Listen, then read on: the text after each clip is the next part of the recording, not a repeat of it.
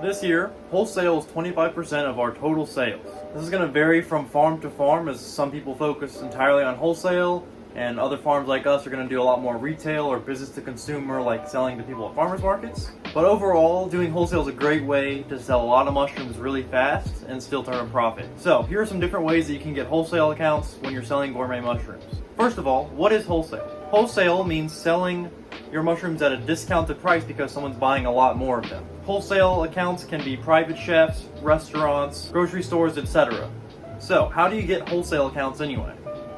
The first way, and the tried and true method, is to bring them a sample of your product during slower business hours. I wouldn't recommend you go in there during a lunch rush and say, hey, try some of my mushrooms. They're just not going to appreciate that. So go in whenever it's usually slower and bring a sample of your different offerings. Like we'll bring in a little mix of like lion's mane, blue oyster, trumpet, or Pio Pinot, and then a business card in there and say, here, just want to give this to you as a gift. If you like them, that's cool. Reach out, let me know, we can get you guys some mushrooms. I would really only recommend doing this to restaurants that would benefit from having that wholesale relationship with you. For example, we primarily wholesale to restaurants that only use local ingredients, that do specials every week, or if they're vegan or something and they want to offer that as like a meat alternative. You know, you can't go to like a random Chinese buffet and see if they want to use your mushrooms. It might work, but like larger chains and stuff like that typically aren't going to source locally. As a side note, this is something that I noticed whenever I go and hand out a bunch of different samples when I'm trying to drum up wholesale accounts and trying to drum up business, it doesn't work as well as when I'm just giving them to a restaurant that I like as a gift and saying like, hey, I really enjoyed eating here last time. I grew mushrooms. Here's some of my product. I just want you to enjoy them. Whenever I do that, I don't even have like the business card in there. They're more likely to buy because they're just like, I don't know how it works, but that's just something to experiment with. See if that works for you too. So the second method is much less effective, but it's worked for 1 or 2 clients for me, and that's just doing cold outreach via email. I don't recommend doing cold calls to restaurants as if you were selling like a service in another industry. Whenever I've done cold calls before, they don't have an opportunity to see your product. They don't have the opportunity to read your price list. Typically, chefs and restaurants, they don't like answering the phone unless they're taking orders. That's just not how that chain works. So I send a cold email saying, here's our price sheet. I'd be happy to drop off samples for you. Let me know if I can get you anything this week. Or like, we're running a special on oyster mushrooms because we have a bunch of them this week. Here's our price list, let me know. Also with email, you can attach photos and that really helps. And for me, I'm able to link my website and my Instagram and our edible magazine to say like, hey, we're reputable, we're accredited in this magazine. So that just gives you the opportunity to provide a little more information about your product where you can't do that over the phone. So cold emails are great.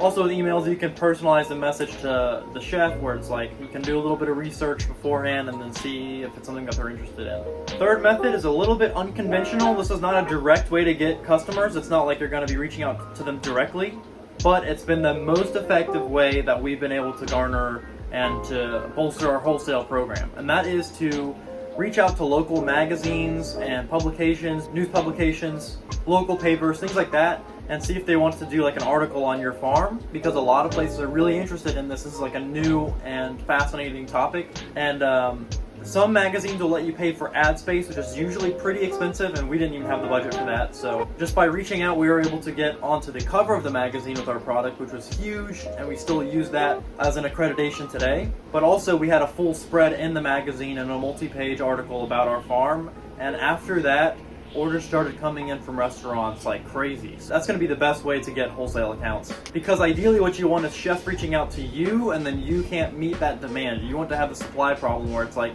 you can't grow enough mushrooms to meet the demand. That's going to be the best case scenario. Hey guys, as a side note, it's also really good if you can meet the demand of chefs, because if you're not selling mushrooms because you're out of them, you're not making money. So I just want to add that in there as a little caveat to the whole not having mushrooms in supply is a good thing. There's good and bad to it. So right now, for example, we're out of mushrooms this week, and I have chefs that are hitting me up that I can't fulfill their orders, and that looks bad on me because then I'm not able to supply people, so they're probably going to turn to someone else. But also, it's good because it means the product is in high demand. So, food for thought. Back to the video. The demand is going to create like scarcity, create a higher value for your product, so you'll be able to sell it at a higher price. Whenever we don't have mushrooms, they're going to the highest bidder. So instead of us selling to a wholesale account or selling at a wholesale price, we're going to sell to we're going to sell at our retail price to a wholesale customer. So we're still selling the amount that we would at a farmer's market, but we don't have to go there and spend the day and pay for labor. So that's why that's going to be your best case.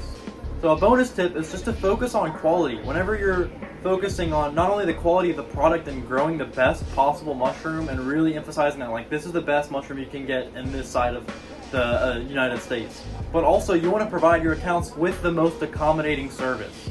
So I check in with them regularly. I send them emails saying, like, happy holidays, hope you guys had a great year, thank you for supporting us. We want to continue to provide you with the best quality mushrooms through the next year, because you're not just selling a product to them, you're building a relationship where you're both going to benefit.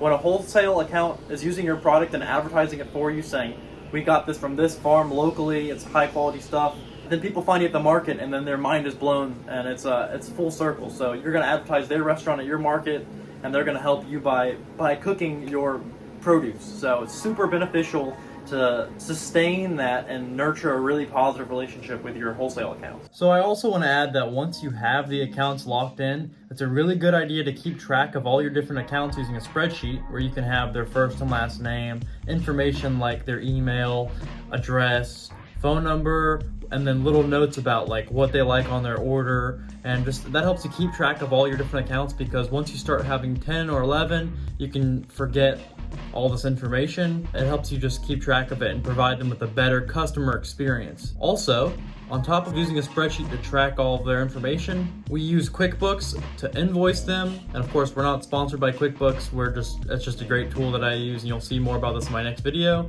But we use QuickBooks to invoice our customers and to track all of our sales and our expenses. So I highly recommend using some sort of third-party software to keep track of your sales, to keep track of your customer database, and also to be able to invoice customers and have a nice professional looking invoice that you can email or print out and bring to them, because image and perception of your business is everything. If you're just bringing them a handwritten sheet of paper, a crayon of how much they owe you, they're probably not going to buy from you in the future. So just keep that in mind, and I hope that's helpful. Back to the video again. Overall, as a farm, we mostly focus on retail because it's going to be an opportunity for us to make more money and sell our mushrooms at a higher margin. But a lot of farmers, especially smaller farms, individuals who don't have a whole team to take days at the market and stuff like that, smaller farms are going to want to focus more on wholesale, because you can sell all those mushrooms without having to stand out there all day, and you can sell 50 pounds of mushrooms in one delivery instead of spending all day at the market. So some people opt in to do more wholesale, and it could be really beneficial for you. So try out a balance of both and see what you like doing more. Ultimately, it's going to be your business, so you can do whatever works best for you. That's the whole reason that you started a farm in the first place, I'm assuming. You're going to find the most success when you use a combination of these 3 different methods to get wholesale accounts instead of just focusing on one. So drop off samples, follow up with an email, or vice versa. Email them and then bring them some samples. Call them, text them, say, how are you doing? Is there anything I can do for you? But also checking in with them and be like, was this product up to your standards, or do you need a bunch of smaller mushrooms or some larger mushrooms, or do you want to try out something? Whenever I drop off produce, I always bring them samples of different offerings that we have, just for free, just to give them something new and exciting to try out. So don't forget to sell your product with conviction. When you believe in your product and you know that it's the best possible mushroom that you can buy around, people are gonna really feel that, they're gonna pick up on that, they're gonna want to support you. Try a combination of all of these steps and let me know what works for you down below in the comments. I always appreciate you guys commenting and subscribing and liking. That means the world to me. And if you have a suggestion for another video, or you want me to answer some questions, I'm always happy to help out. You can leave a comment down below. This video was brought to you by this commenter who asked me to do this video. I think it's a great video topic. So thanks for watching. Remember, I do workshops and classes. You can do a private consultation or a phone call. You can book that on my website. I'd be happy to answer any specific questions you have about your farm, or if you're trying to scale up your mushroom farm to make more money, I'm happy to help. So please reach out. Thank you so much, and see you next time.